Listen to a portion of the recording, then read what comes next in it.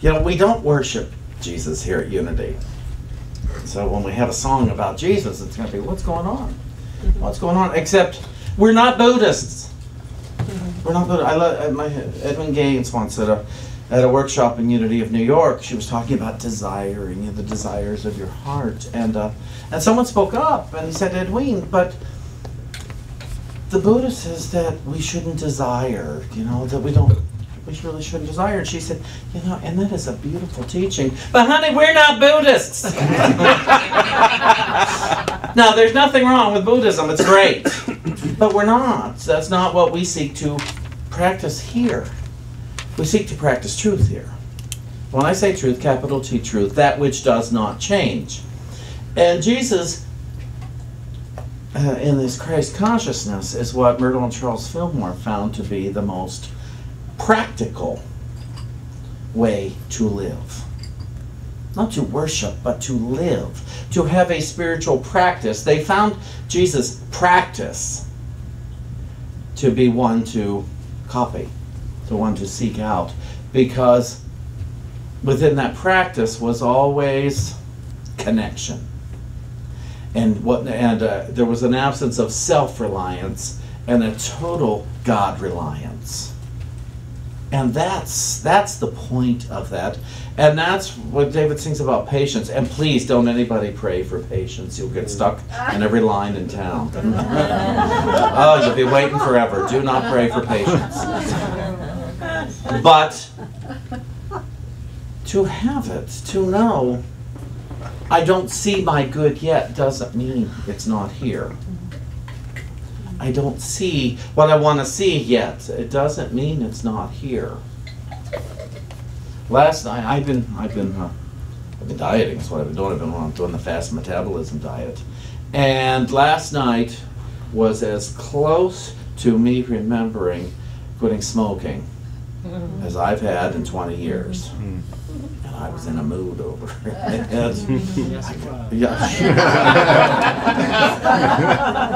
I offered you could go out. You didn't have to stay home, be with me. He offered to take you out. Oh no, I'll stay at home with you in your mood.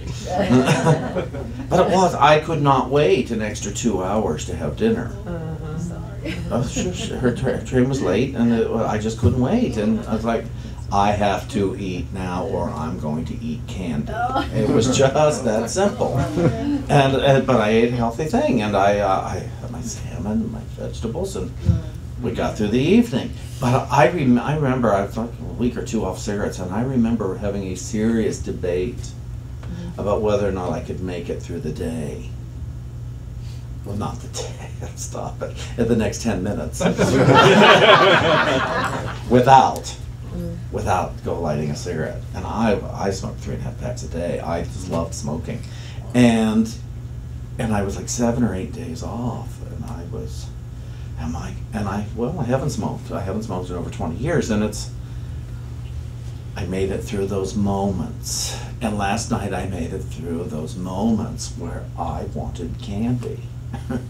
And you'd say, what's the big deal? Some might, so others know better. But I thought, I've got to give this a try. I'm finally finding something successful with eating that 2 weeks ago I was not going anywhere small anytime fast.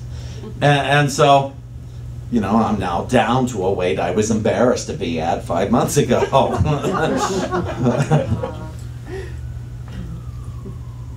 Because I want to give myself every opportunity to experience joy rather than distraction. And when I'm drowning my feelings in one form or another, when I'm stuffing my feelings or my thoughts in one form or another, I'm distracting myself from the opportunity for joy. The other day in 4Ts, for those of you who don't know, the 4Ts Prosperity Program is based on the 12 steps of Alcoholics Anonymous. And it's a prosperity program, but the Stretton Smith, who designed the program, uses the 12 steps. And we were on the 5th step on Monday. It was 5th or 6th? 6th. 6, okay. But we were talking about the 4th and 5th step, I know, and the columns of, and somebody said to me, well, should it be take an inventory of my good and an inventory of my bad in the other column? And I thought, well, there's got to be a better way to phrase that. And how about one column is an inventory of my positive, and the other column is an inventory of what blocks my joy? Because that's really what it comes down to, isn't it? The stuff that I use to block my joy. Be it the people, be it the substances, be it, you know, whatever it is in my thinking that blocks my joy. And so that's what I wanted to look at. What blocks my joy? And I remember when I came into Unity, I remember this one Joyous song. I'm alive, alert, awake, enthusiastic. Yeah. I'm alive, alert, awake, enthusiastic. I'm alive, alert, awake. I'm alert, awake, alive. I'm alive, alert, awake, enthusiastic. Let's sing it together, won't we? Let's go. I'm alive, alert, awake, enthusiastic. I'm alive, alert, awake, enthusiastic. I'm alive, alert, awake. I'm alert, awake, alive. I'm alive, alert, awake, enthusiastic. Let's do it again. I'm alive, alert, awake, enthusiastic. I'm alive, alert, awake, enthusiastic. I'm alive, alert, awake. I'm alert, awake, alive. I'm alive, alert, awake, enthusiastic. Joy songs, I used to be horribly embarrassed by them. When I came into Unity and a teacher would start singing those things, oh man, I don't want to sit here and sing. And then I had this teacher, Mary Alice Brown, out of Teaneck, New Jersey. And she would come into Manhattan on Thursdays, and she would teach, or Tuesdays, excuse me. It was Thursdays, yes, Thursdays, and teach at the Butterworth Church. And what the heck is that? I've forgotten the affirmation. Oh my God, I'm alive, alert, awake. Oh, I know. I'm alive, alert, awake, joyous, and enthusiastic about life. My body knows it, and my body shows it. Say it!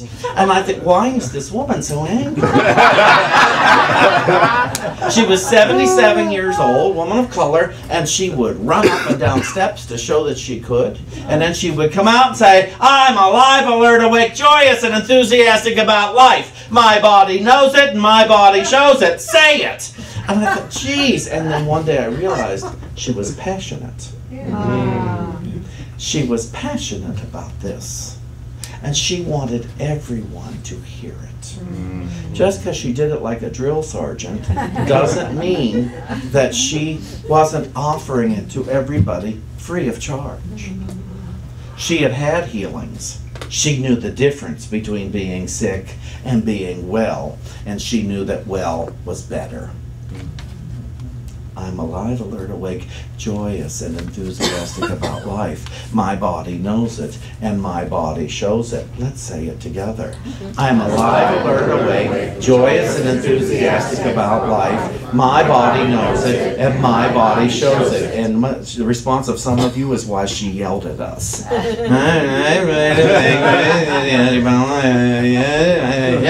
I'm alive, alert, awake, joyous, and enthusiastic about life. My body knows it, and my body shows it. So there. Jiminy. Sometimes we're embarrassed by what we teach. Sometimes we're embarrassed to admit we like this stuff. Sometimes it's embarrassing. You know, would you go to the grocery store talk? I'm alive, enthusiastic. I'm alive, awake. No, but you'll go through. You've lost that love and freedom.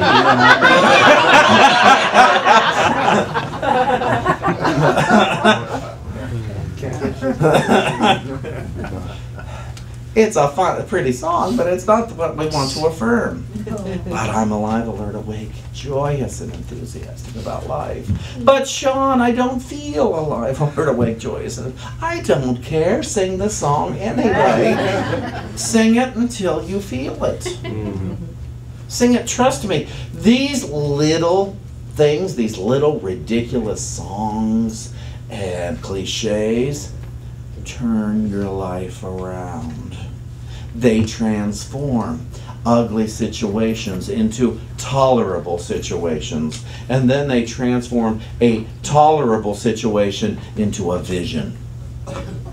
into an understanding of how life is working for you and not against you.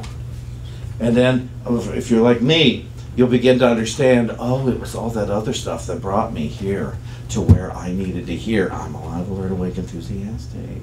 I'm alive, alert, awake, enthusiastic. I'm alive, alert, awake. I'm alert, awake, alive. I'm alive, alert, awake, enthusiastic. I am alive, alert, awake, joyous, and enthusiastic about life. My body knows it, and my body shows it. Let's say it again together. Yeah. I am alive, alert, awake, joyous, and enthusiastic about life. My body knows it, and my body shows it. Because here's where you want it. You want your body to be well. You want your body to be in great shape from head to toe and toe to head. Because that's really where it starts in a happy day. A pain-filled day is hard to experience joy. But if I can walk from here to here to here to here to here with as little pain, or perhaps with as great a feeling as possible, then I'm going to be more open, way more open to some new thoughts and to some new concepts. I'm alive, alert, awake. Wow. Now, why would I be alive, alert, awake? Well, here was Jesus' method. Connected himself to an invisible presence. He connected his mind and his body and his every experience to an invisible presence that we know as what we call God. God is not a he or a she. God is really an it. It is love. It is intelligence. It is presence. It is. And if you're willing to practice patience, you can be doing those affirmations while you're waiting to see. While you're waiting to see your abundance flow in spirit, in mind, and in body. A couple of things I brought here with me today. I like this. Ruth Benedict wrote, "The trouble is not that we are never happy. It is that happiness is so episodical. Happiness is our birthright," she says. "The decision to be happy is ours to make every day when confronted with any experience. Too many of us grew up believing that life needed to be a certain way for us to be happy.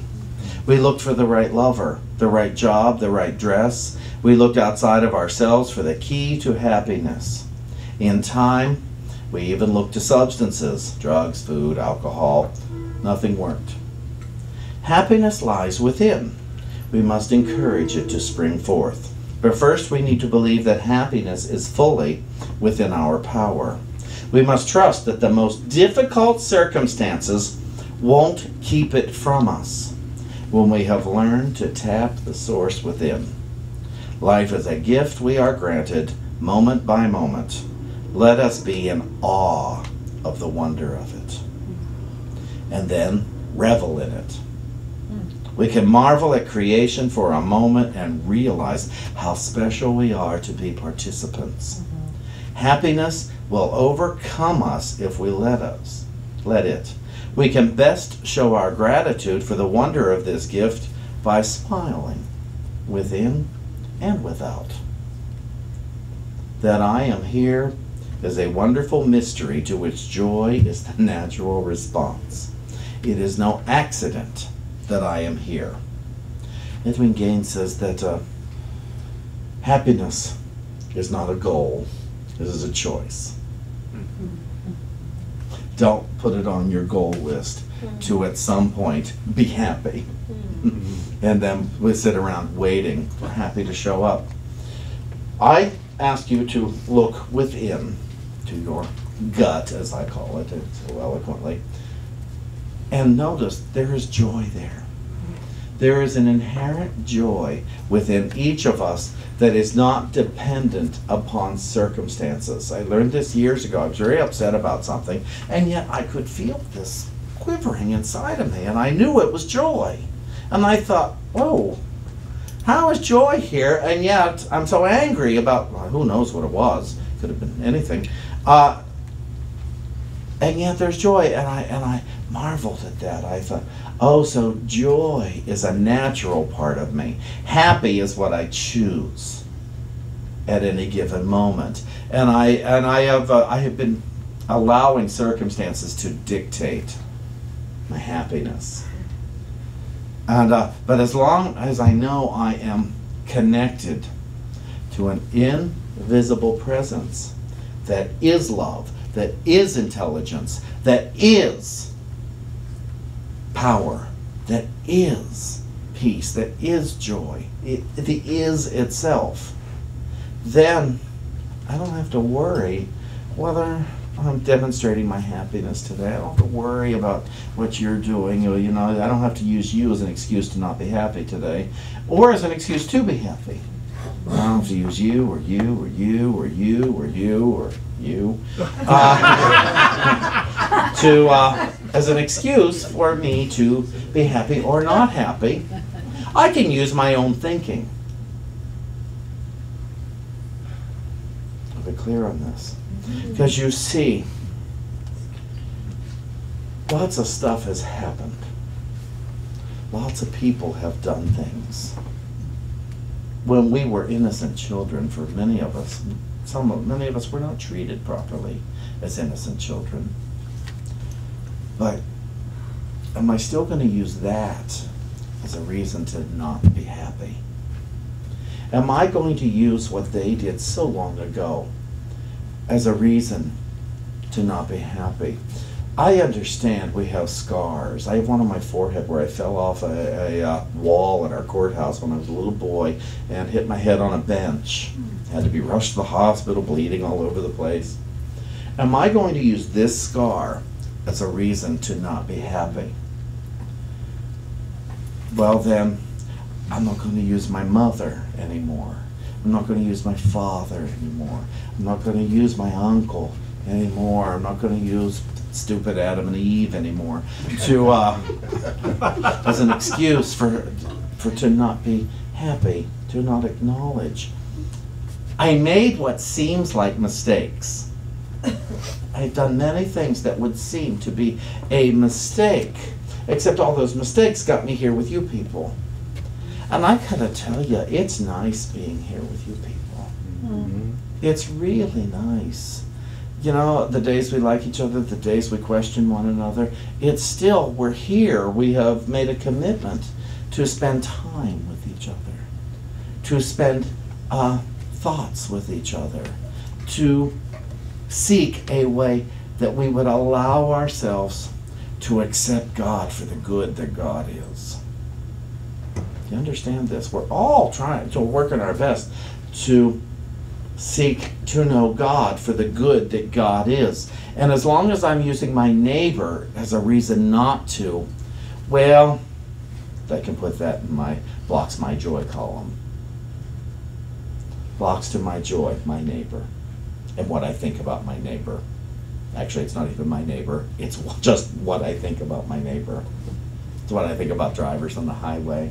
It's what I think about money.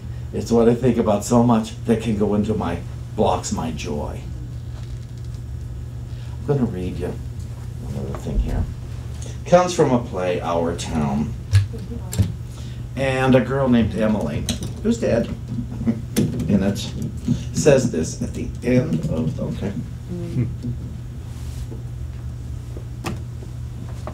at the end of the play, before she leaves. And she says, oh, I can't go on. It goes so fast. We don't have time to look at one another. I didn't realize. So all that was going on, and we never noticed. Take me back up the hill to my grave. But first, wait, one more look. Goodbye. Goodbye, world. Goodbye, Grover's Corners. Mama and Papa. Goodbye to clocks ticking and Mama's sunflowers and food and coffee and new iron dresses and hot baths and sleeping and waking up. Oh, earth, you're too wonderful for anybody to realize you. Do any human beings ever realize life while they live it? Every minute.